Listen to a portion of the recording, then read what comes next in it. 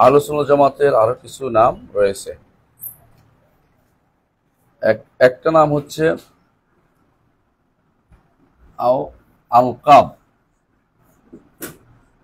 আও আসমা আহলে সুন্নাহ। এক নম্বর হচ্ছে আহলুস সুন্নাহ, এটা লেখি কারণ এটা দরকার। হ্যাঁ, 2 নম্বর আহলু সুন্নাতি ওয়াল জামাআহ। 3 নম্বর আহলুল জামাআহ। 4 নম্বর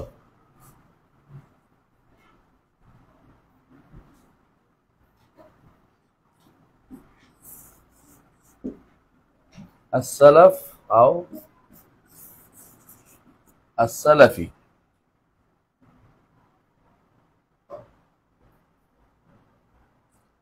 4 নম্বর 5 নম্বর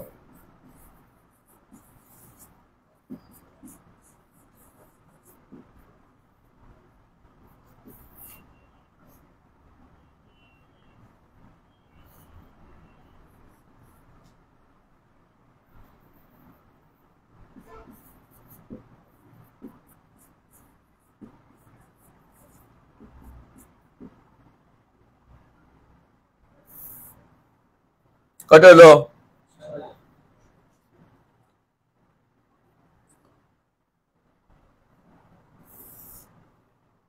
কেউ কেউ বলে এটাও বলা যাবে। 7 নম্বর আহলুল আসার। আহলুল আসার। 8 নম্বর আহলুল হাদিস। এগুলি সবগুলি গ্রহণযোগ্য না,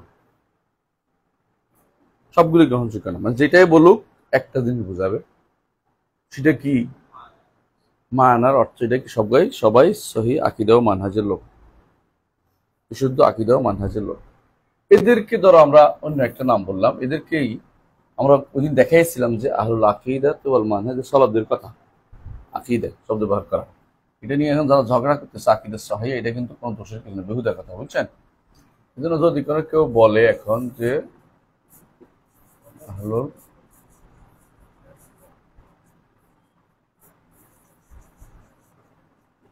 আহলুল আকীদা সহি, এটা দোষণীয় না, এটাও দোষণীয় না, দোষণীয় না, এটাও দোষ বলা যাবে না, এটাও কোনো দোষের কিছু না। তাই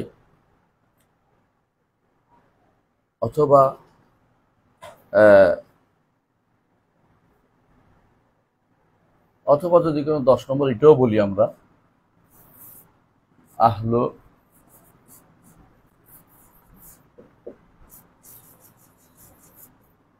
এগুলি কোনোটাই দোষণীয় না, যেটাই বলতে পারে মানহাজ সহি, আহলুল মানহাজ সহি, তার মানহাজ শুদ্ধ আছে। কারণ আপনারা জানেন যে আকীদা প্লাস একটু বাড়তি হলে মানহাজ হয়, বুঝলেন কিনা? আকীদার সাথে একটু প্লাস আছে, তাহলে মানহাজ প্লাস, মানে একটু বাড়তি জিনিস থাকে সবসময়। আকীদাকে নিয়ন্ত্রণ করে মানহাজ দিয়ে। অনেক সময় কোরআন সুন্নাহ সবাই বলে আমরা কোরআন সুন্নাহ মানি, কিন্তু কোরআন সুন্নাহ মানার নীতি মানে না, তখন মানহাজটা ত্রুটি হয়ে যায়। আপনি কি বুঝতে পারছেন? এই জন্য এই নামগুলো কোনোটাই কি নয়, দোষণীয় নাম নয়, দোষণীয় নাম নয়। তো এগুলি আমরা কোত্থেকে পেয়েছি এই নামগুলো? এই নামগুলো কোথায় পাইছি? সালাফদের কওলের মধ্যে, মানে আমাদের সালফে সালেহীন এই নামগুলো ব্যবহার করেছে। কেউ বলেছেন ফুলান হাদা আসার মিন আহল আসার ইত্তাবাউল আসার, আবার কখন বলছে ইত্তাবাউল আসার, তোমরা আসার নও, তোমরা আসার গ্রহণ করো। এইভাবে প্রত্যেকে এই শব্দগুলি ব্যবহার করেছে। এই যে সালাফ সালাফি, ইবনে তাইমিয়া বলছে সরাসরি যে কেউ সালাফের দিকে নিসবত করলে এটা দোষণীয় না। সমস্যা হচ্ছে একটাই, এগুলি হচ্ছে ব্যাপক নাম। ব্যাপক নাম বুঝছেন কিনা? এগুলো হচ্ছে মানহাজি নাম, সবগুলি হচ্ছে কি মানহাজি নাম। এগুলি কোনো গোষ্ঠীর একক একক নির্দিষ্ট কোনো গোষ্ঠীর নাম নয় বা জন্মসূত্রে প্রাপ্ত নাম নয়। জন্মসূত্র যদি মানহাজ ঠিক না থাকলে জন্মসূত্রে নাম পাবেন, আর যদি মানহাজ ঠিক থাকে জন্মসূত্র হলে নূরুন আলা নূর, কোনো সমস্যা নেই। বুঝতে পারছো কথাটা? তো এগুলি সবগুলি আমাদের কাছে গ্রহণযোগ্য নাম। কোনটি গ্রহণযোগ্য নাম নয়? না আল কালাম তো হলো আমরা ওখানে বলছি ইয়াতে, ধরেন কেউ যদি বলে, আল্লাহ এটা ভিতরে দিয়ে চলে গেল, কেউ যদি বলে যে আশিয়া, বুঝতে পারছি কথাটা? কেউ যদি বলে আল মুতাজিলা, কেউ যদি বলে আল কাদারিয়া, কেউ বলে আল জাবরিয়া, চলো তাহলে এগুলি কোনোটাই গ্রহণযোগ্য নাম নয়। আরো ধরেন কেউ বললো অথবা আল মুরজিয়া, কেউ বললো খারেজি, খাওয়ারেজ, হ্যাঁ বুঝা যাচ্ছে? মানে এই জাতীয় যেগুলো কোনো আকীদা ভিত্তিক নাম, একটা সংকীর্ণ একটা অংশ নিয়ে, দেখেন আমাদের এখানে সুন্নার সাথে সম্পৃক্ত, জামার সাথে সম্পৃক্ত, তায়েফা একটা বিশাল গোষ্ঠী সম্পৃক্ত, কারো বলতে পারবে না তাই মনসুর কোনো ব্যক্তি হবে না। হতে পারে আপনি ভালো নয় আপনার ছেলে ভালো, আপনি ভালো আপনার ছেলে না ভালো নাও হতে পারে। কিন্তু যখন একজন মানুষ নিজেকে আকীদাগত মুরজিয়া বলবে, তারা ভালো হওয়ার সুযোগ কোথায়? সে তো মুরজিয়া হয়ে গেছে। যেন একজন মানুষ নিজেকে বলে যে আমি কাদারি, তাহলে তাকে অস্বীকারী, এর আমি আর কিছু ভালো করার সুযোগ আর পাচ্ছি না। কিন্তু এটা ভালো নাম এগুলো, তাহলে এটি দিয়ে নসিহত করাটা আপনার জন্য কি গ্রহণযোগ্য? ঠিক অনুরূপ ভাবে এখানের সাথে আরো যুক্ত করেন কি আল আল আশায়রা, আল মাতুরিদিয়া, এই নামগুলো অগ্রহণযোগ্য, এগুলি গ্রহণযোগ্য নাম। কথা বুঝাতে পারছি? তাহলে বোঝা গেল যে কিছু নাম অবশ্যই আমাদের যেটাই বলুক না, যে নামে বলুক না কেন, এরা আমাদের কি বিশুদ্ধ আকীদা বুঝাবে, বিশুদ্ধ মানহাজ বুঝাবে এই নামগুলো। হ্যাঁ, আমাদের চট্টগ্রামের বাইরে যেমন নিজেদের নাম দিয়ে দিছে সুন্নি অথবা আহলুস সুন্নাহ ওয়াল জামাত ধরে কান্নাকাটি করে, বুঝলেন না? এরা আসলে আহলুস সুন্নাহ ওয়াল জামাতের লোক না, আহলুস সুন্নাহ ওয়াল জামাতের লোক না, কিন্তু তারা নিজেরা আহলুস সুন্নাহ ওয়াল জামাতের লোক বলে নিজেদের দাবি করতেছে, দাবির উপরে নির্ভরশীল। এটা আসলে আকীদা মানহাজ দাবি না করলেও কেউ ধরুন কোন দাবি করলো না, যেমন শেখ বিন বাজ কোনদিন দাবি করে নাই যে আমি, বলে নাই যে আমি আসারি বা আমি সালাফি, এগুলি বলে নাই, কিন্তু তার কর্মকাণ্ড সালাফি এবং মানুষ দাবি করাটা জরুরি না। যেখানে অন্যায়ের বেশি প্রাদুর্ভাব চলে, সৌদি আরব পুরোটাই বিশুদ্ধ আকীদা, সেখানে আবার বিশুদ্ধ আকীদা আলাদা করাটা কোনোভাবেই গ্রহণযোগ্য না। কিন্তু যেখানে বেশিরভাগ মানুষ এই ভুলের উপর আছে, সেখানে আপনি নিজে আপনার মানহাজটাকে পরিষ্কার করা দরকার রয়েছে। পার্থক্য বুঝছেন? অনেকে বলবে আল্লাহ তাআলা তো নাম দিচ্ছে মুসলিম মোমেন, আপনি কেন নাম দিচ্ছেন আহলুস সুন্নাহ? অনেকে বলবে এটা যে আপনি মুসলিম মোমেনকে আহলুস সুন্নাহ বলতেছেন কি জন্য? মুছে ফেলো। আপনি মুসলিম মোমেনকে আহলুস সুন্নাহ নাম দিচ্ছেন কি জন্য? আপনি তো ভিন্ন নাম নিয়ে নিলেন, আপনি তো সালাফি নাম দিয়ে আলাদা হয়ে গেলেন। এই জাতীয় কথা যদি বলে, এটার জবাব কি হবে? হ্যাঁ, জবাব কি হবে? জবাব হবে এটা, আমি শখের বসে নেই, আমি তো মুসলিমই থাকতে চেয়েছি, কিন্তু মুসলিমদের প্রকারভেদ বেড়ে গেছে এই দেশে। যেখানে যখন অন্যায়ের প্রাদুর্ভাব হয়, তখন একটা শব্দ বাড়াইতে হবে, দুই শব্দ বাড়াই হকের প্রচার করতে হয়। যেমন ধরেন আল কোরআনু কালামুল্লাহ, কোরআন আল্লাহর বাণী, কোরআন আল্লাহর বাণী, ঠিক আছে? কোন সন্দেহ আছে? এখানে একটা জিনিস বাড়াইছে তারা কি, মিনহু বাদা ওয়া ইলাইহি ইয়াউদ। আল কোরআনু কালামুল্লাহ, কোরআন আল্লাহর কালাম, একটু বাড়াই গেছে কি মিনহু বাদা ওয়া ইলাইহি, তার কাছ থেকে কালাম আসছে, অন্য কারোর কথা নয়। এটা গাছ থেকেও আসে নাই, যারা বলে গাছ থেকে আসছে, কেউ বলে এটা খুঁজে নিয়ে আসছে, এটা বন্ধ করার জন্য মিনহু বাদা, তিনি বলছেন কথাটা, তিনি বলছেন। কারণ এর বিপরীত বিরোধী বিরোধী লোক রয়েছে। তো যেখানে বিরোধী লোক থাকবে সেখানে আপনাকে স্পষ্ট করে দিতে হবে, গোপন রাখা যাবে না। হ্যাঁ, বুঝে আসছে? কারণ এখন পরিবেশ আপনাকে দাবি করছে এটা। ঠিক অনুরূপ ভাবে বায়নু মিন খালকির মাসলা এরকম, আমরা বলি কি আল্লাহু ফাওকা আল আরশে, বায়নু মিন খালকি। কেন বলি? মানুষ যেহেতু এই দেশের মানুষ মনে করে আল্লাহ সর্বত্র বিরাজমান। এইটা আপনি ওই জায়গায় বলার দরকার নেই যেখানে মানুষ এইটা মনে মাথায় নাই তাদের, সেখানে আপনি এটা তুলে দেওয়ার দরকার নেই হোসাই। এই জন্য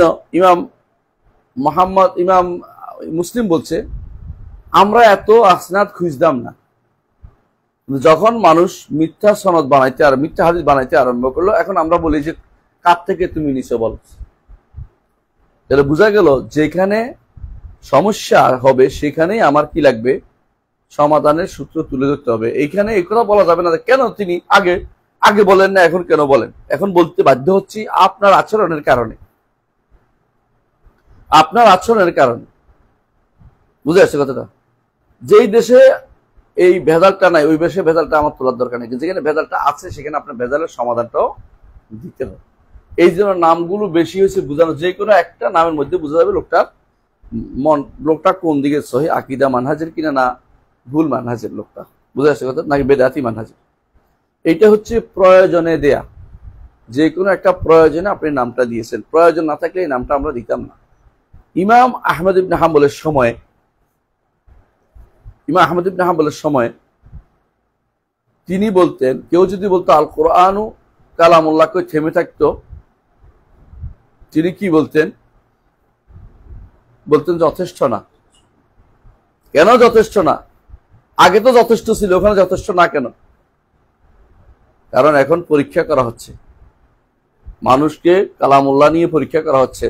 মাখলুক না গায়ের মাখলুক, আপনাকে স্পষ্ট বলতে হবে মাখলুক না গায়ের মাখলুক, যেহেতু পরীক্ষা করা হচ্ছে। এটা আপনি বলবেন আর কোরআন কালামুল্লাহ গায়ের মাখলুক, সৃষ্ট না। কোরআন আল্লাহর বাণী, এটা সৃষ্ট জিনিস না। এটা আপনাকে স্পষ্ট করতে হবে যাতে করে ভুল না বুঝে। দেখছেন, কালাম আল্লাহর বাণী, যখন আগে কিন্তু আল্লাহর বাণী বলতো শেষ আল কোরআন কালামুল্লাহ, এরপরে বলতে হবে কালামুল্লাহ বিহারফিন ওয়া সাউতিন। আল্লাহর বাণী কি আছে? হরফ আছে, অর্থাৎ বর্ণ আছে, আওয়াজ আছে। আল্লাহর বাণীর বর্ণ আছে এবং শব্দ আছে, মানে আওয়াজ আছে। বুঝে আসছে? এটা কেন বলতে বাধ্য হচ্ছেন? কারণ বাধ্য হচ্ছে আমাদের দেশে এই যে বুনিয়াদি আকিদা, জাহমি আকিদা, এটা মূলত বুনিয়াদি জাহমি আকিদা। তো বুনিয়াদি জাহমি আকিদার মধ্যে আছে আল্লাহর বাণীর কোনো বর্ণ নাই, আল্লাহর বাণীর কোনো শব্দ নাই। আল্লাহর বাণী কই? তৈলে আল্লাহর বাণী কই? কয়েছে আল্লাহর বাণী হচ্ছে আল্লাহর ভাব। আল্লাহর ভাব আপনার কাছে কেমনে আসলো? কয়েছে তাবির করছে নবী। এখন কার বাণী হয়ে গেছে? বুঝলেন না কথাটা? এখন নবীর বাণী হয়ে যাচ্ছে। অথবা এরা দলিল দিচ্ছে কি দিয়ে? বেদাতিরা আর দলিল দেয় কি? বলছে দলিল দেয় কি? বলছে যে এইটা কি বলেছে? আল্লামাহু শাদীদুল কুওয়া, শক্তিশালী যে তিনি শিখেছে, অর্থাৎ জিবরিল মুখ থেকে বেরিয়ে শব্দ। তাহলে কার বাণী হয়ে গেছে?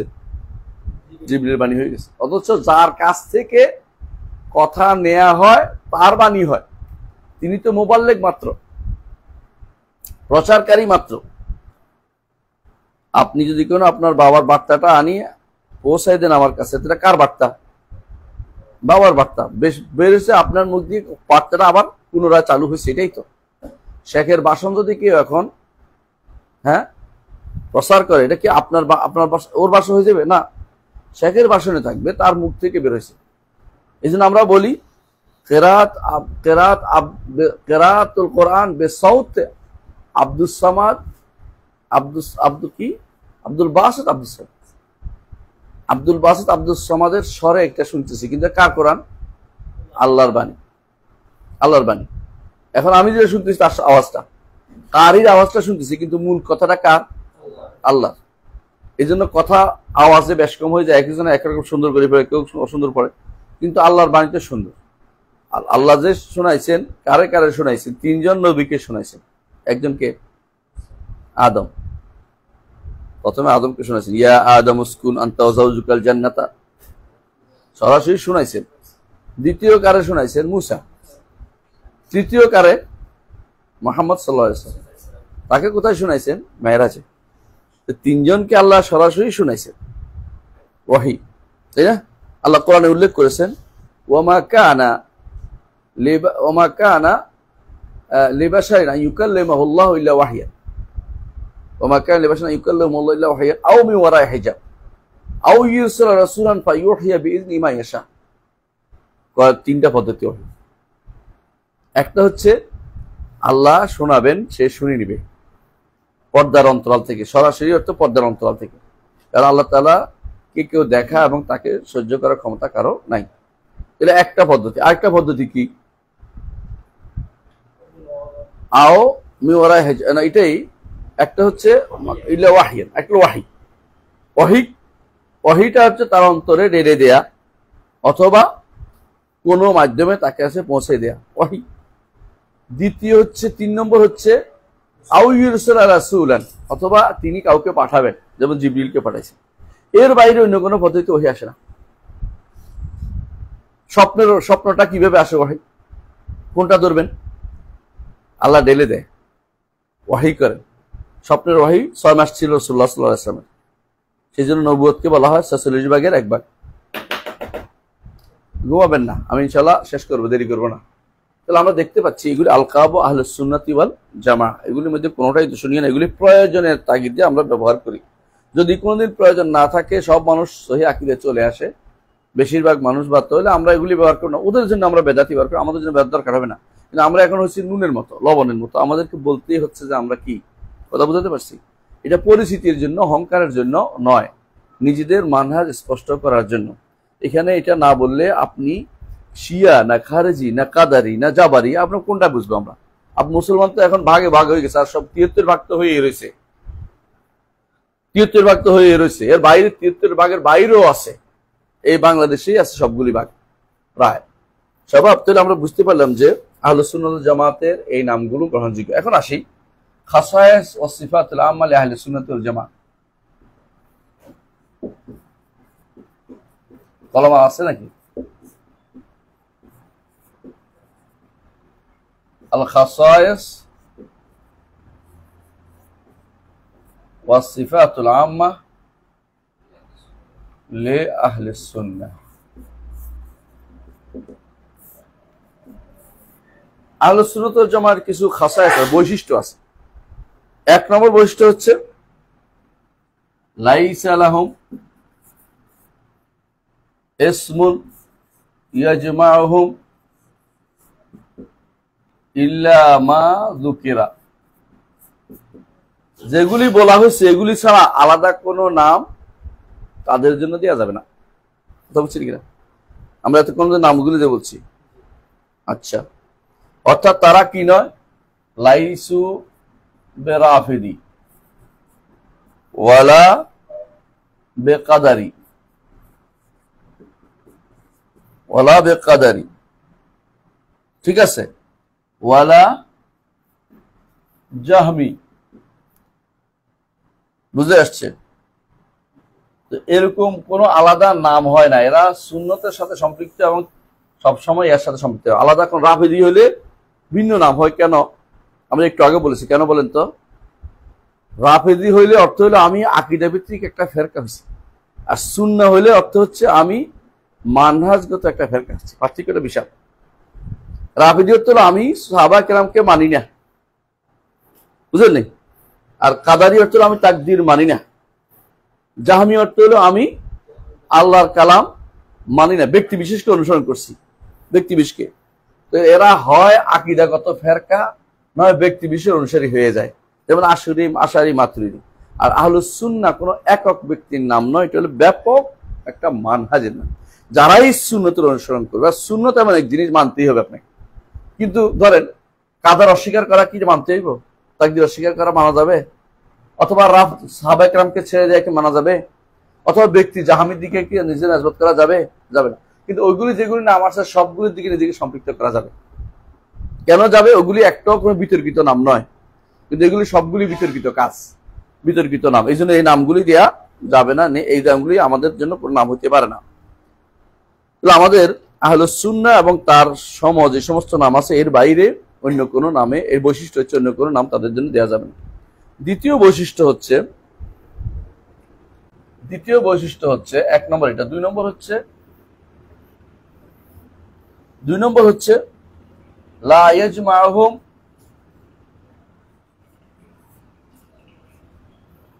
ইয়াজমাহুম মাকানুন ওয়াহিদ ওয়ালা ইয়াখলু আনহু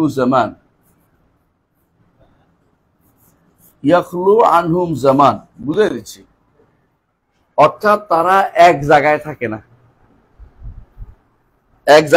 না, এবং কোনো কালে এদের থেকে মুক্ত হবে না, থাকবেই থাকবে ওরা।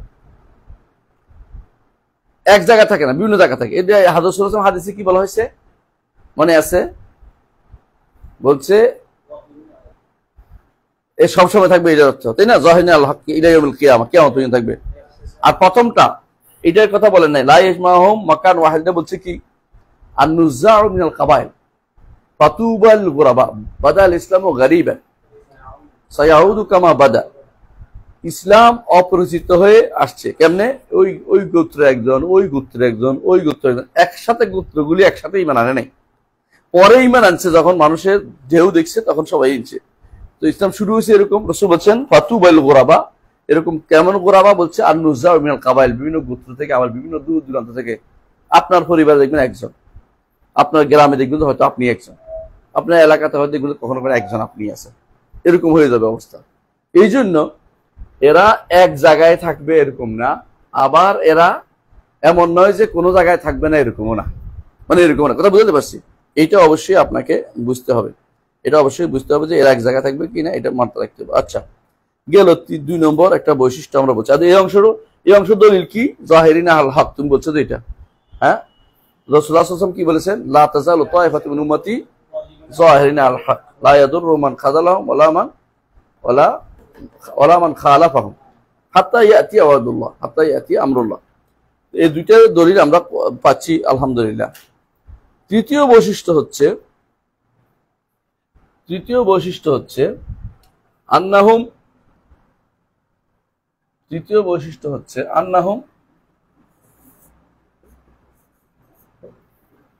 আন্নাহুম মুশতাগিলুনা।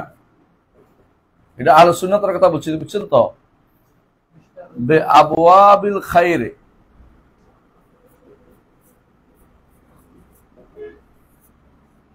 অথবা বলতে পারেন যে তারা খণ্ডিত কোনো জিনিসের চিন্তা করে না। খণ্ডিত বুঝেন? অর্থাৎ তারা একটা নিয়ে পড়ে থাকে না। যেমন কেউ আছে আমি রাষ্ট্র প্রতিষ্ঠা করব, কেউ আছে আমি রাসূল প্রতিষ্ঠা করব, কেউ আছে না আমি তাকদীর অস্বীকার করা নিয়ে ব্যস্ত থাকবো, কেউ আছে পৃথিবী গোল না সমতল এ নিয়ে ব্যস্ত আছে, কেউ আছে যুদ্ধ করবো ওই নিয়ে ব্যস্ত থাকবো, কেউ আছে বিপ্লব করে ফেলবো এটা নিয়ে ব্যস্ত আছে। আমরা বলি যে না, আমরা সব জায়গাতে আছি। বুঝা যাচ্ছে? আমরা ইসলামকে কখনো খণ্ডিত রূপে দেখতে চাই না, ইসলামকে আমরা ব্যাপক আকারে দেখতে চাই। তবে আমরা প্রত্যেকটা ইসলামের অঙ্গকে তার আসল মর্যাদা দিতে চাই। কথা বুঝলেন কিনা? তার আসল মর্যাদা দিতে চাই। কেমনে আসল মর্যাদা বলেন তো? আচ্ছা, সমতার গোল না জানলে কি সমস্যা হবে? কিচ্ছু হবে না। এটা আকীদার বিষয় না। আসলে যদি বানানো যায় যে এটা একটা জ্ঞানের কথা, তো না গেলেও এই জ্ঞান অনেকে না জেনে কবরে চলে গেছে, তার আখিরাতের কোনো ক্ষতি হবে না। কিন্তু ধরেন একটা মানুষ আল্লাহ সম্পর্কে জানলো না, কি হবে? পার পেয়ে যাবে না? কবরে জিজ্ঞাসা করবে তো, মান রাব্বুকা মা দীনুকা মান নাবিয়ুকা, তাই না? এবং বলছে আইন আল্লাহ, এটা জানতে হবে, কারণ রাসূল জিজ্ঞাসা করছে নিয়ে। আচ্ছা, একটা মানুষ ধরেন 6 রাসূল জানলো না, তার কোনো ক্ষতি হবে? কিচ্ছু হবে না। একটা মানুষ ধরেন অমুক ব্যক্তির কি বলেছে এটা জানলো না, কিন্তু কোরআন এবং সুন্নাহ জানলো, সমস্যা হবে? ইমাম তাবারি কি বলেছে বলেন তো, এটা বলে না জানলে কোনো সমস্যা হবে না, কিন্তু কোরআন সুন্নাহ যদি জানে তার জন্য যথেষ্ট হয়ে যায়। কথা বুঝতে পারছি? তাহলে বোঝা গেল যে একজন মানুষ যেটা বললাম তারা একটা বিষয় নিয়ে নয়, প্রত্যেকটাকে তার স্থান দেয়। ধরেন জিহাদ হচ্ছে ফরজ, তাই না? এরা জিহাদকে ফরজ মানে, কিন্তু জিহাদকে সালাতের উপরে স্থান দেয় না। জিহাদের চেয়ে সালাত গুরুত্বপূর্ণ বেশি। বুঝা যাচ্ছে?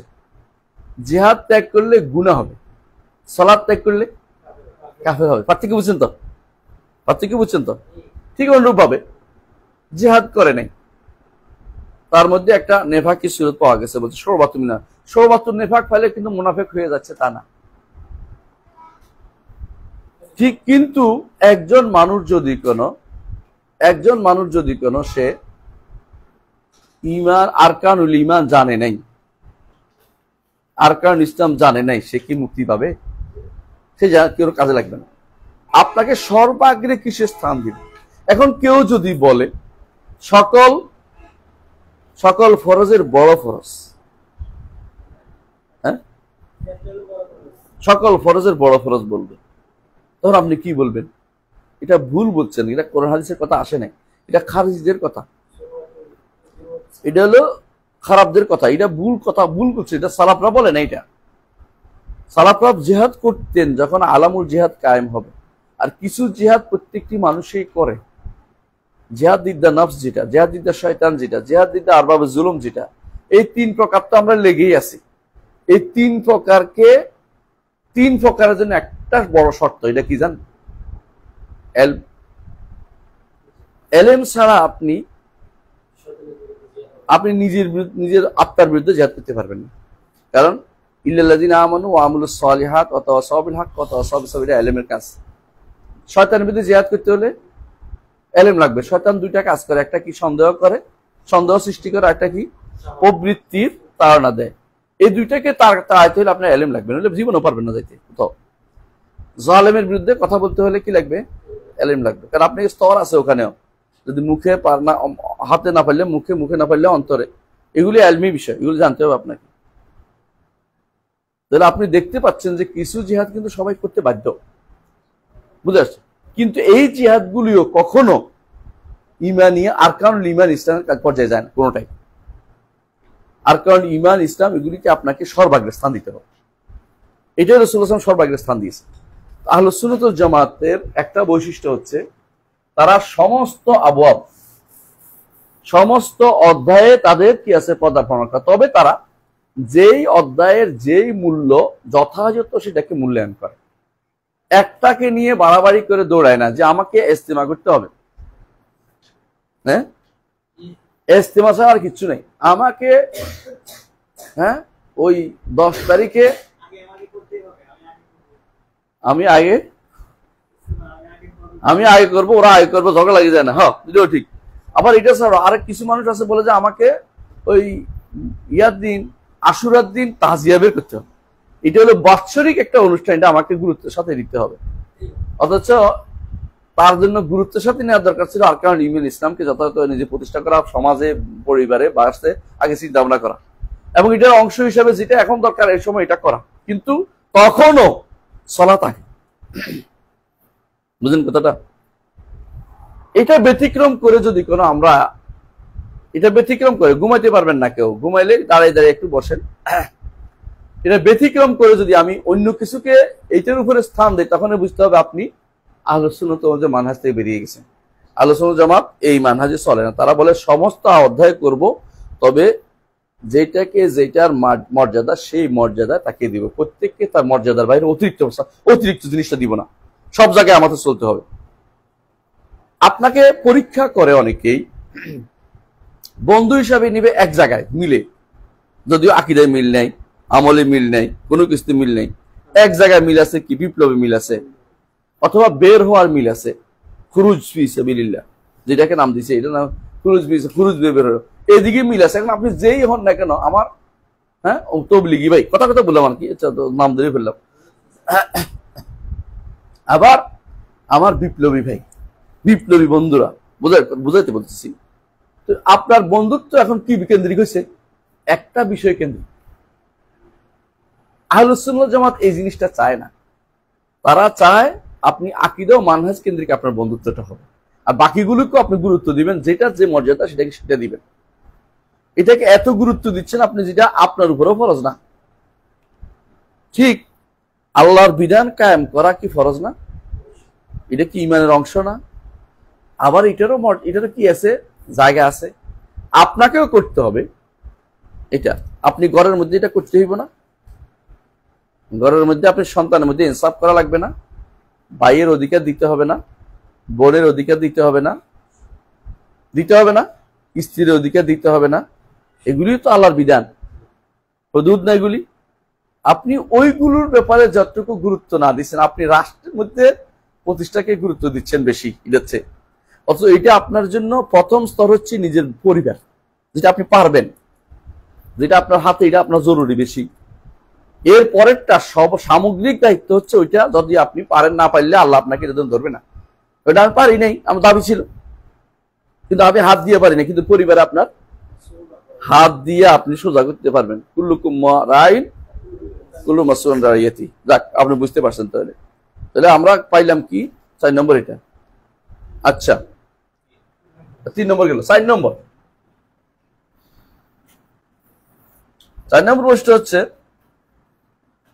আহলুস সুন্নাতি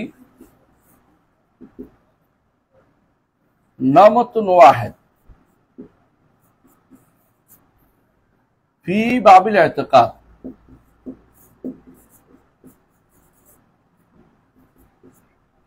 ওয়া উসুলুদ্দিন। নামত একই রকম, আকীদার ক্ষেত্রে এবং উসুলুদ্দিনের ক্ষেত্রে তাদের মধ্যে কোনো ভিন্নতা পাওয়া যাবে না। আকীদা ক্ষেত্রে উসুল একই কথা, আকীদা উসুলুদ্দিন। আকীদার ক্ষেত্রে এদের মধ্যে কোনো ভিন্নতা পাওয়া যেতে পারবে না। মাসাইলের ক্ষেত্রে এদের মধ্যে কি আছে? ভিন্নতা থাকবেই। কিন্তু আল্লাহ প্রথম আসমানে নেমে আসেন, এটা অস্বীকার করতে পারবেন না। আল্লাহ আরশের উপর আছে, এটা অস্বীকার করতে পারবেন না। এবং আল্লাহর হাত আছে, অস্বীকার করবেন না। পা আছে, অস্বীকার করবেন না। কিন্তু আপনি হাত কোথায় বাঁধবেন সালাতের মধ্যে, এটার ভিন্নতা থাকতে পারে। আপনি শেষ বৈঠকে পা বাইর করে বসবেন না পায়ের উপরে বসবেন, ভিন্নতা থাকতে পারে। কথা বুঝতে পারছি? আমিন জোরে বলবেন না আস্তে বলবেন, ভিন্নতা থাকতে পারে। ভিন্নতার কারণে এরা আহলুস সুন্নাতের বাইরে চলে যায় না। এখানে আমাদের কিছু কিছু ভাই ভুল করে, এদেশি মানুষরা খুব কড়াকড়ি এই জায়গায় করে, কিন্তু আকীদার ব্যাপারে গুরুত্ব দেয় না। আমরা একবার দেখেছি, এবারে কয়দিন আগে দেখলাম, একজন ভালো আকীদার ছেলে, খুবই পোলাইট, কথাবার্তা বলে সব জায়গাতে, ভালো ভোকাল, কিন্তু তিনি আকীদাকে জলাঞ্জলি দিয়ে মাসলাতে এক ঐক্য হওয়ার জন্য কিভাবে ছেলেপুলেদেরকে কিভাবে তারবিয়ত দিবে এ নিয়ে আলোচনা চলছে ওখানে। কিন্তু তিনি তারবিয়তের মধ্যে প্রথম তারবিয়তটা দিতে পারে নাই। সেটা কি? ইবনে আব্বাসের কলটা, রাসূল ইবনে আব্বাস কি বলছেন? ইহফাজিল্লাহ ইয়াহফাজুকা, ইহফাজিল্লাহ তাজিদহু তুজাহাকা। এই যে এটা বলার প্রথম আগের দরকার ছিল, আল্লাহর হেফাজত বলতে বুঝেছে, তাওহীদের হেফাজত। এইটা বললে বুঝতে দেবো না, সাহসিকতার সাথে ওখানে কাজটা নিচ্ছে, এটা বলতে পারেন না। দুনিয়া সব বললো, সালাতের কথা উনি বলতে পারবেন, কিন্তু আকীদা শুদ্ধতার কথা বলতে পারেন সবার আগে। এটা সর্বাগ্রে, এটা বোঝা গেল যে আহলুস সুন্নাত ওয়াল জামাতের হতে হলে আপনাকে অবশ্যই একটা জিনিস থাকতে হবে, যে আকীদার ক্ষেত্রে কোনো দ্বিমত থাকতে পারবেন না। আকীদার ক্ষেত্রে দ্বিমত নাই। আকীদার কিছু মাসাইল আছে, উসুলুদ্দিন না, মাসাইল আছে যেগুলো একেবারেই গৌণ মাসালা, গৌণ কিছু মাসাইল আছে, এইগুলোতে কিছুটা তাওয়াক্কুফ করা যায়, মতভেদ না। আপনি জানেন না, আপনি জানেন তার থেকে জেনে নেবেন। যতক্ষণ জানেন না ততক্ষণ মধ্যে হকটা আমি মানি। ইমাম আবু হানিফা রাহমাতুল্লাহ বলছে, হকটা আমি মানি, তবে আমি জানলে আমি বাকি মেনে নেব। হকটা কোনটা আমি জানতে পারছি না, এটা এইবার থাকবেন আপনাকে। এই জন্য মৌলিক জায়গাতে কোনো মতভেদে লিপ্ত হওয়া যাবে না। বুঝে আসছে কথাটা? আপনি অন্য জায়গাতে ঐক্য করতে পারবেন না, আপনাকে এখানে ঐক্য করতে হবে। জায়গাটা পাইছেন তো? কোন জায়গায়? আকীদার মধ্যে ঐক্য আপনার থাকতেই হবে, নইলে আপনার আকীদা আপনার এই ঐক্যের কোনো মূল্য নাই। আহলুস সুন্নাত জামাতে হইতে হলে আপনাকে এই জায়গায় ঐক্য করতে হবে। রাসূলুল্লাহ সাল্লাল্লাহু আলাইহি ওয়াসাল্লাম তার রবকে দেখছে কিনা লাইলাতুল মেরাজে মতভেদ হয়েছে না? তো কেমনে করবেন? আসলে মতভেদ হয় নাই, এটা কি বুঝার ব্যাস কমছে। মতভেদটা বুঝার ব্যাস, একজন বলছে রাসূলুল্লাহ সাল্লাল্লাহু আলাইহি ওয়াসাল্লাম তার রবকে দেখেন নাই, অর্থাৎ চোখে দেখেন, একজন বলছে দেখছে, অর্থাৎ এই ঘুমের মধ্যে দেখছে। দুজনের কথা দুই রকম, কেউ কারোর বিরোধী নাই, এটা বুঝার বলেছে আমাদের, বুঝে আসছে। যেমন ধরেন আহলুস সুন্নাত জামাতের মতভেদ হয়েছে যে রূহ কোথায় থাকে, বুঝা যাচ্ছে। এটা হচ্ছে একটা পরের মাসালা। এটা আপনি খুঁজে রূহ কি এখানে থাকে না কলবে থাকে না মাথায় থাকে, আপনি সারাদিন খুঁজে পাবেন না। এটা দিয়ে আপনার ইয়া হয় নাই, কারণ এটা তো আল্লাহ সম্পর্কিত বিষয় না, বুঝলেন কিনা? সৃষ্টি সম্পর্কিত বিষয়, আকীদার মৌলিক বিষয় না মোটেই। আল্লাহ একটা সৃষ্টি সংক্রান্ত বিষয় আপনি স্থান নির্ধারণ করতে পারছেন, রূহ নাই তো বলেন নাই, কথা বুঝেন না কথাটা? তো বোঝা গেল এই মাসালাগুলোতে মতভেদের কারণে আকীদার উপরে কোনো আছর পড়ে না। কয় নম্বর গেল? 4 নম্বর। 5 নম্বর, আহলুস সুন্নাত ওয়াল জামাআহ আহরাসুন নাসি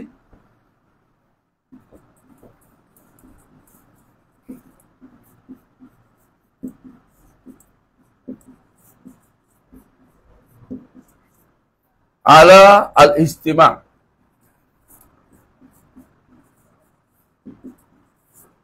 ওয়াল ইতিলাফ ওয়া আবআদুহুম আনিল ইফতিরাক ওয়াল ইখতিলাফ। কথাটা শুনতে উল্টে হয়ে যাচ্ছে না? আপনারা দোষ দেয় যে এরা মতভেদ করতেছে, এরা উম্মতের মধ্যে তাফরিকা করতেছে, আমাদেরকে বলে, তাই না? বলে না? সারাদিনে বলে, হ্যাঁ, ক্লাসে বলে যে এরা মতভেদ করতেছে, এত সুন্দর আমাদের কি সুন্দর জীবন কাটাইতাম, তাই না? কি সুন্দর আমাদের ঐক্য নষ্ট, বিদায়ের ঐক্য নষ্ট করে দিয়েছে। বিদায়ের ঐক্যের বিষয় হয়ে গেল কারো কারো কাছে টুপি না, 3 জিনিসের ঐক্য করছে। কি রে? 3টা জিনিস কি কি? কিবলা, মান সাল্লা সালাতানা ওয়াস্তাকবালা কিবলাতানা ওয়া আকালা যাবিহাতানা ফাযালিকাল মুসলিম আল্লাযী আলাইহি জিম্মাতুল্লাহ জিম্মাতুর রাসূলি। কথা উঠে আসছে, আল্লাহ এবং রাসূলের জিম্মাদারি কার উপর পড়বে ওই প্রশ্ন আসছে।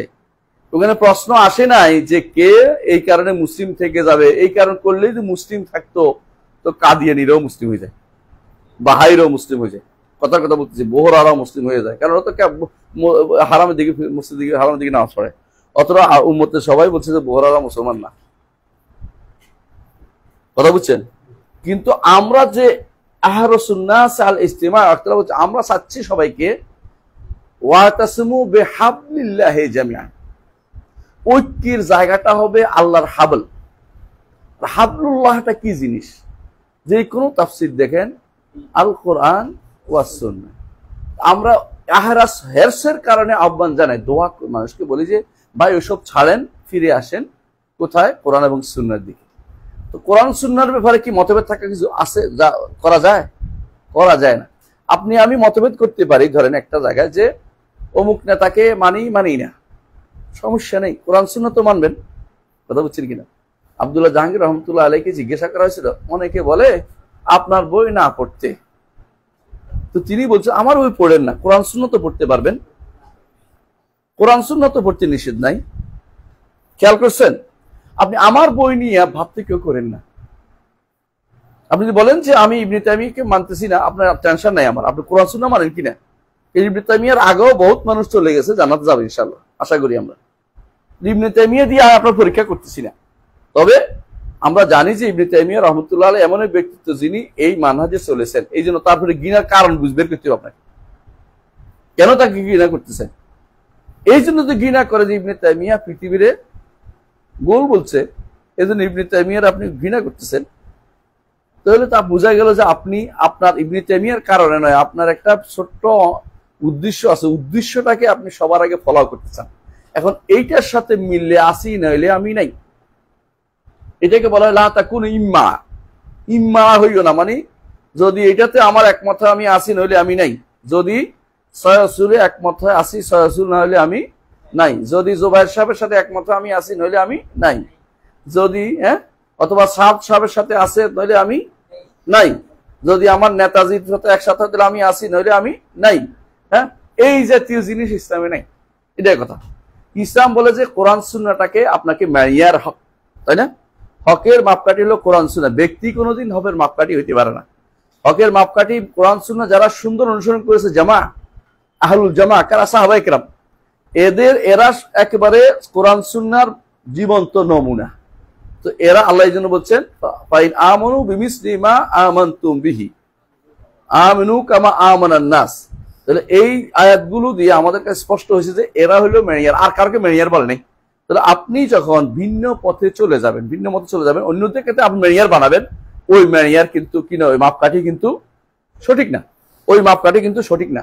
তাহলে আহলুস সুন্নাহ জামাত যেটা চায়, আহলাস সুন্নাহ এইটার কারণেই এইদিকে ডাকি যে এমন এক জায়গায় আসি আমরা যেই জায়গাতে মতভেদ থাকা কারোর জন্য উচিত না। সেটা কোনটা? কোরআন এবং সুন্নাহ। আপনি যেটার দিকে ডাকছেন এটার মধ্যে আমরা ঐক্য করতে পারি না, কারণ কোনো ঐক্য হবেও না। সারা বাংলাদেশ ঐক্য করে ফেলছে আগুন জ্বালানোর মধ্যে, দেখছেন না? মোমবাতি জ্বালাই ঐক্য করছে।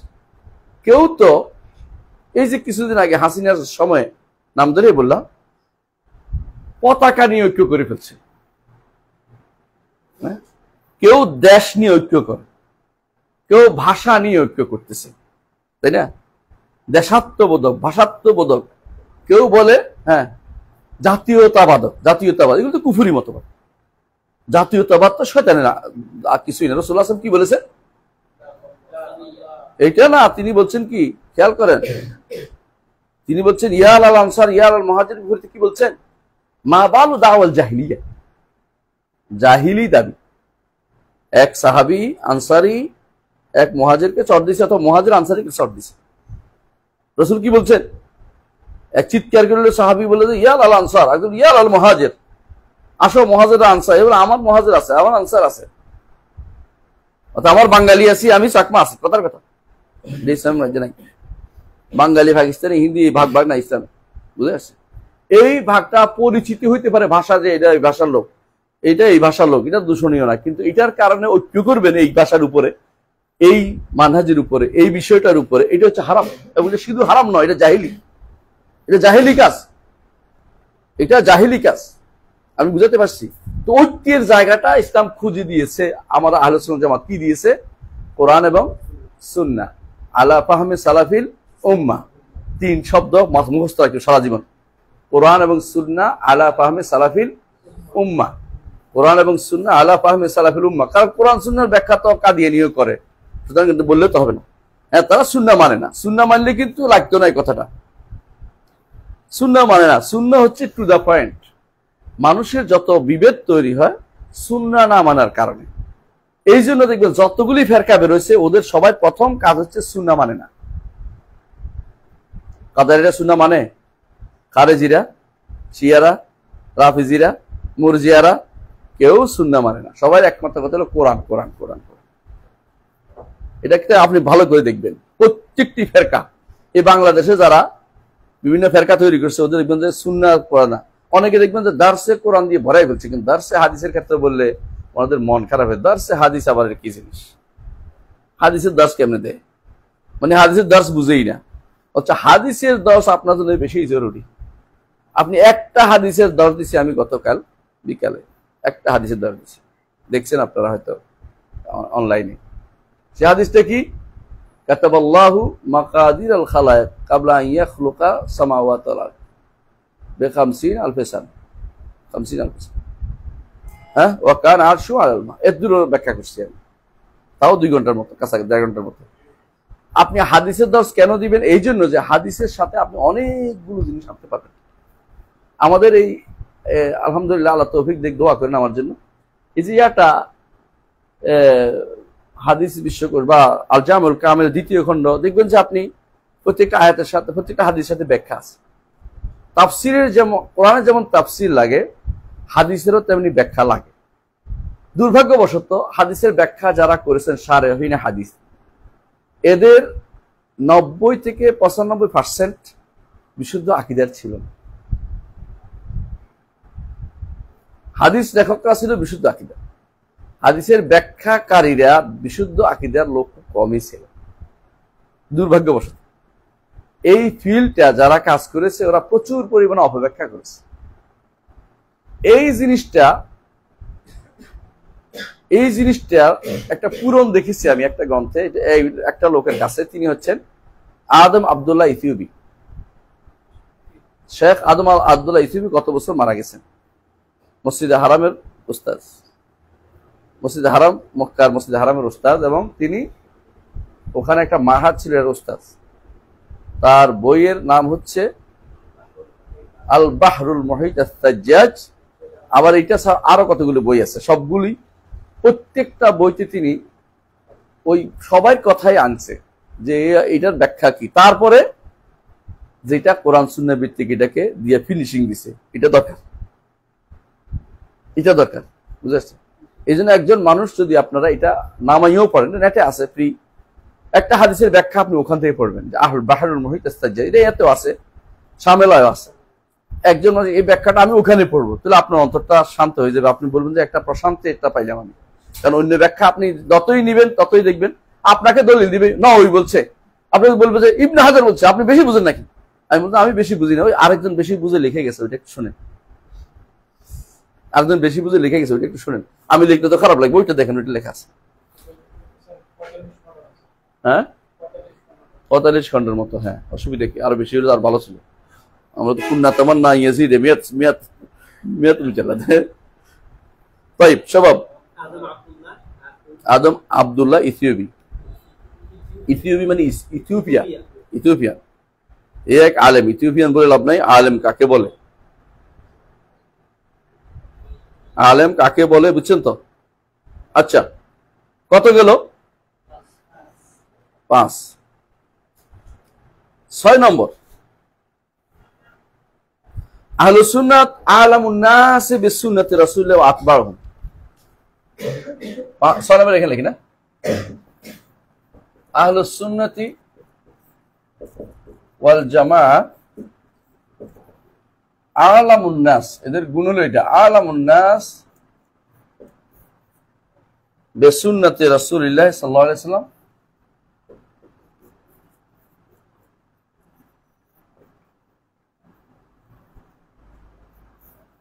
ওয়া, এটাও লাগবে।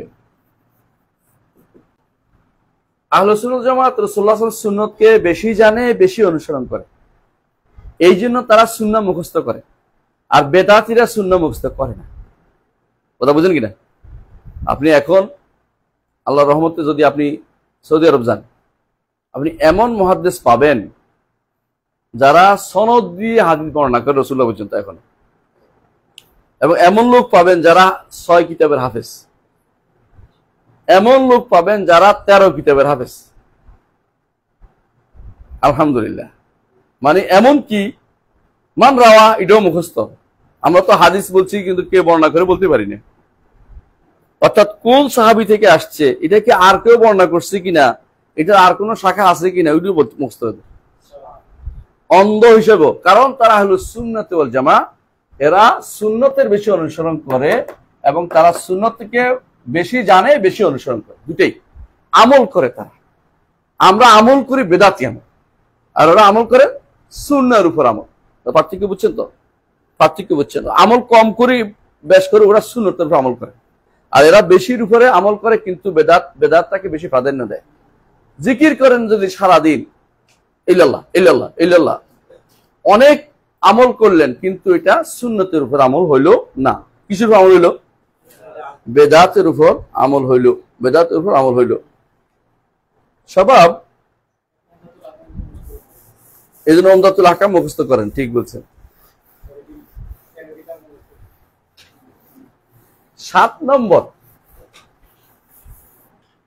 7 নম্বর, এটা হলে তো অনেকে রাগ করবেন এখন 7 নম্বরটা বললে, তারপর বলে ফেলি, যদিও তবু উনি দালাল, আমরা এখনো দালাল, আগে দালাল ছিলাম, ঠিক আছে, অসুবিধা নেই। আহলুস সুন্নাহ ইয়াজমাউনা বাইনা ওয়াজিবুল ইত্তিবা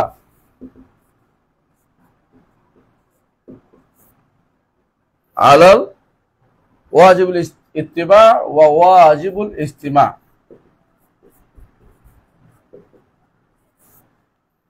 দুইটা শব্দ বলছি তাই না? আলাল আইম্মাতি ওয়া আহলুল হাল্লি ওয়াল আকদি মিনাল উম্মাতি। এইটা হলো অনেকের কাছে অপছন্দ। তবে শোনেন, যত কিছুই বলেন দুটা জিনিস আছে, একটা হচ্ছে ইমাম, আরেকটা হচ্ছে আহলুল হাল্লি ওয়াল আকদ। ইমাম মানে রাষ্ট্রপ্রধান, আর আহলুল হাল্লি ওয়াল আকদ তো হচ্ছে ইসলামের গণ্যমান্য ব্যক্তিবর্গ। এই জিনিসের ব্যাপারে তারা ঐক্য করে। তথাকথিত ভোটের মাধ্যমে ছাগল আসলেও মানে এটা তারা করে না। যে তারা মনে করে আহলুল হাল্লি ওয়াল আকদের যে উপযুক্ত না, তার ভোট দেওয়ার যোগ্যতা নেই, সে রাষ্ট্রপ্রধান বানাইতে পারবে না। কথা বুঝেন কিনা? ব্যক্তি বিশেষ রাষ্ট্রপ্রধান বানাবে না, এটা ইসলাম বলে না। ইসলাম বলে যেটাকে আপনারা মৌলিক গণতন্ত্র বলেন এইখানে, সেটা কি? আপনি নির্বাচন করবেন ভালো একজন মানুষ, নামাজি, দিনদার, তারা একত্রিত হয়ে একজনকে তারা নির্বাচন করবে, মেনে নিবে যে আমি ওনাদেরকে শাসক বানাইলাম। এটা করতে পারবে। সবাই মিলে আপনারা যে প্রতি মাথা একজন ভোট, এটা ইসলামের মধ্যে নাই। তো তারা আহলুল হাল্লি ওয়াল আকদ এবং রাষ্ট্রপ্রধান এই ব্যাপারকে তারা মনে করে যে এদের কথা শুনতে হবে, এদের উপরে ঐক্য থাকতে হবে। এটা আহলে সুন্নাত ওয়াল জামাতের মানহাজ। এখানে যদি কেউ ভিন্নতা পোষণ করে, বুঝবেন যে একটা মানহাজি জিনিস তার থেকে ছুটে গেছে, এটা ছুটে গেছে। এটা আমাদের সমাজে এখন এটা নাই। কারণ আমরা ঐক্য কিসের উপর করি? সবাই মিলে অমুক ভাইকে বানাই।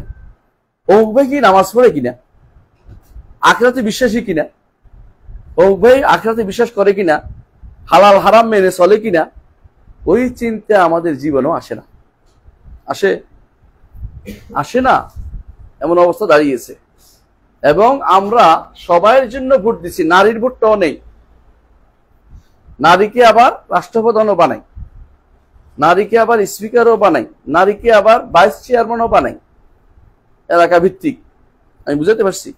এইটার কোনো সিস্টেম ইসলামে নাই, একটু নাই এটার ভিতরে। আপনি যে গণতন্ত্র দিয়ে আকামটা করতেছেন, এটা তো ইসলামে নাই। এটা বলতে গেলে আপনি হচ্ছেন সবচেয়ে খারাপ লোক। পরিবর্তিত পরিস্থিতিতে এগুলো মেনে নিতে হয়, আপনি বলবেন। পরিবর্তিত পরিস্থিতিতে আপনাকে বলবে যে এগুলি বাদ দিয়ে এখন কি করতে হবে, নতুন করে আপনার চিন্তা করতে হবে। এখন নারীদেরকে এখন কিভাবে ক্ষমতায়ন করা যায়, চিন্তা আপনার লাগবে। নারীদের ব্যাপারে আরেকবার চিন্তা করার দরকার আছে। মানে আপনি নিজে পরিবর্তন না হইয়া ইসলামকে পরিবর্তন করতে চাচ্ছেন। হ্যাঁ, পার্থক্যটা বুঝে আসছে তো? এটা হচ্ছে আহলে সুন্নাত ওয়াল জামাতের বিরোধী কাজ, যেটা কোনোভাবেই করা যাবে না, যেটা কোনোভাবেই করা যাবে না। কত নম্বর? 7 নম্বর। 8 নম্বর, আহলে সুন্নাত ওয়াল জামাত কি করে? ইউআলুনা বিল হক।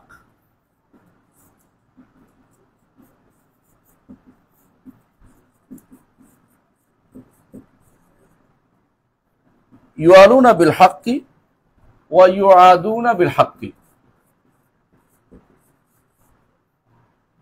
ওয়া ইয়াহকুমুনা বিল হক্কি। তিনটা জিনিস। ইউআলুনা, বুঝছেন কিনা? আলোয়ালা, অর্থাৎ তাদের বন্ধুত্ব হয় হকের জন্য, রাষ্ট্রের জন্য নয়, ব্যক্তির জন্য নয়, ভাষার জন্য নয়, কোনো কিছু হকের জন্য। হক কাকে বলে? হক কাকে বলে বলছিলাম বহুবার, বলেন দেখি, একদম মনে করেন। হক কাকে বলে?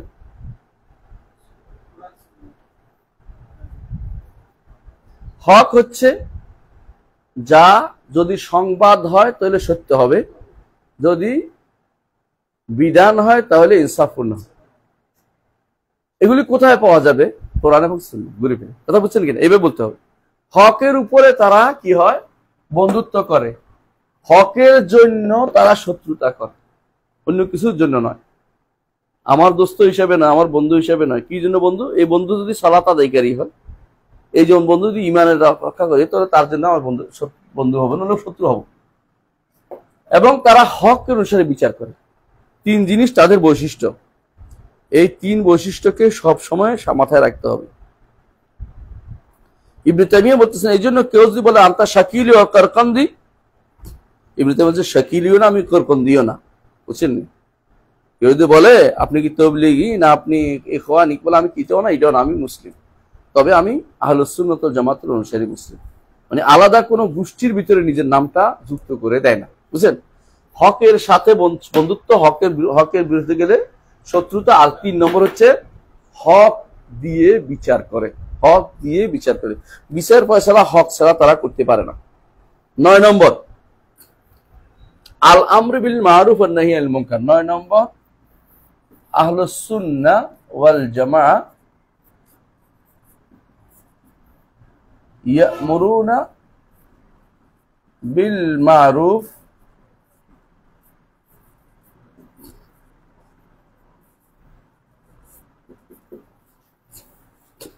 এটা অন্যরাও করে। পার্থক্য কি? সৎ কাজের আদেশ, অসৎ কাজের নিষেধ অন্যরাও করে।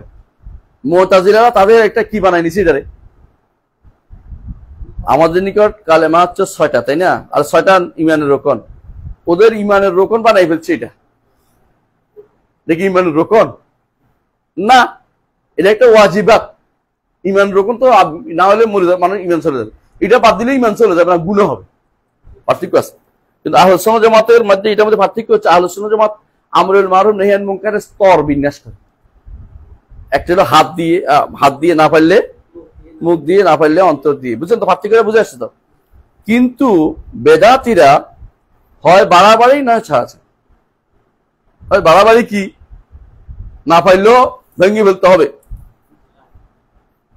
হ্যাঁ, গাছের তালা ভেঙেছি না, জেলের তালা ভাঙবো, হ্যাঁ, অমুক ভাইকে আনবো, শুরু করতে মিছিল শুরু করছেন। কিন্তু হক না বাতিল আপনার কি চিন্তা করেন, আসলে আনতেও পারবে না, কিন্তু মিছিল আপনার চলতেছে।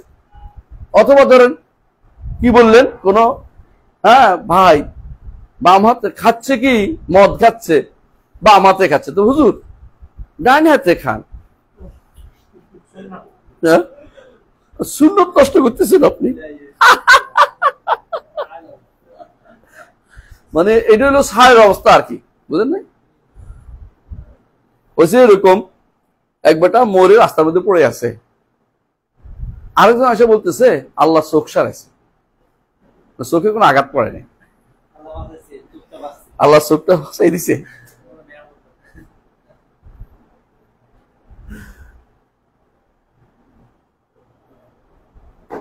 দশ নম্বর আহলুস সুন্নাত ওয়াল জামাত ইয়াকুনুনা ইলা ইয়াউমিল কিয়ামা, ইয়াবকাউনা ইলা ইয়াউমিল কিয়ামা।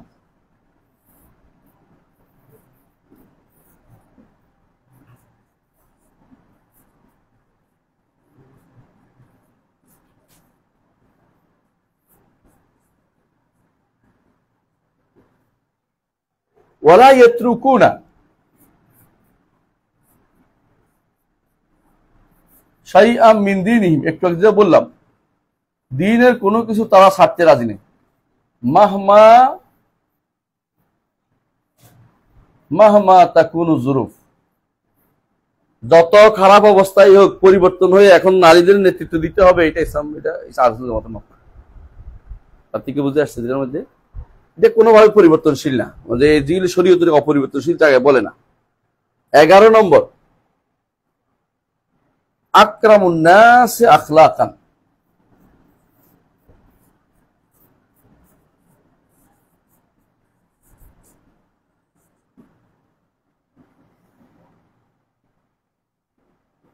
এগারোটার মধ্যে থাকি আলহামদুলিল্লাহ। হ্যাঁ, 11টার মধ্যে থাকি, আমার 12টা বাজে দিছে, তোমার 12টা বেজে গেছে নাকি? আর লিখবো ইনশাআল্লাহ, অসুবিধা নেই, তুমি টেনশন করিস না।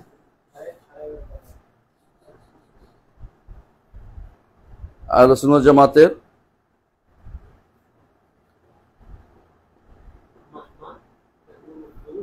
তাকুনু যুরুফ, অবস্থা যাই দাঁড়াক না কেন তারা কোনো ওয়াজিব ত্যাগ করতে, ফরজ ত্যাগ করতে রাজি হয় না। কথা বুঝলি না? ফরজের ছাড় দিবে, ছাড় দিয়ে দেয়, এখন আর দুনিয়া চলবে না, এটা ব্যতীত এটা করতে তারা রাজি হয় না।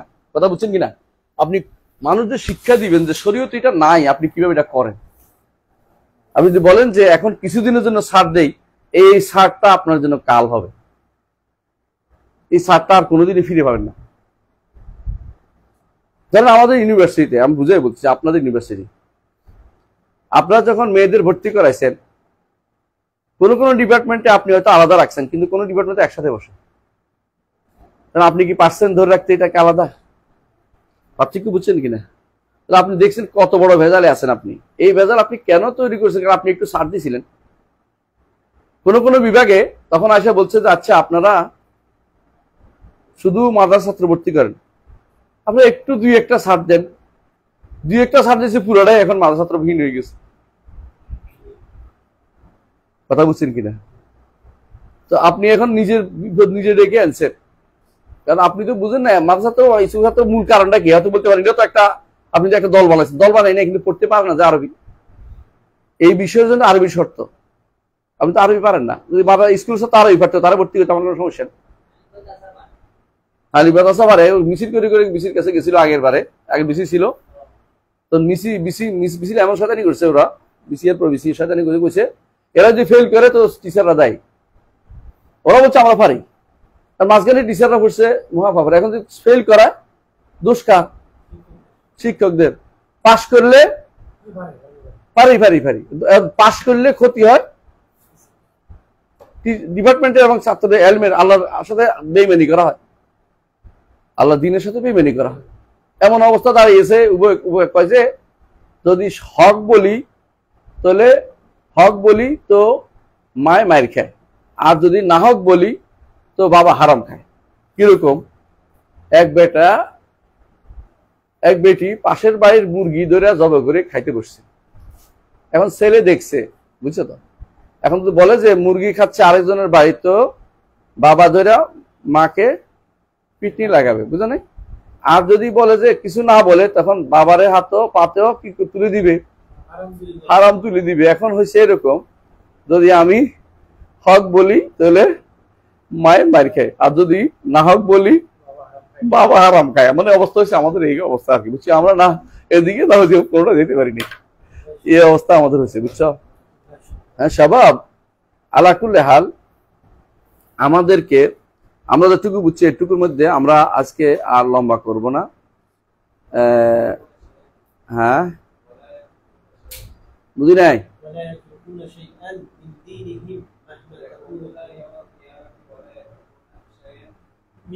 মিন দীনিহিম মাহমা তাকুনু যুরুফ।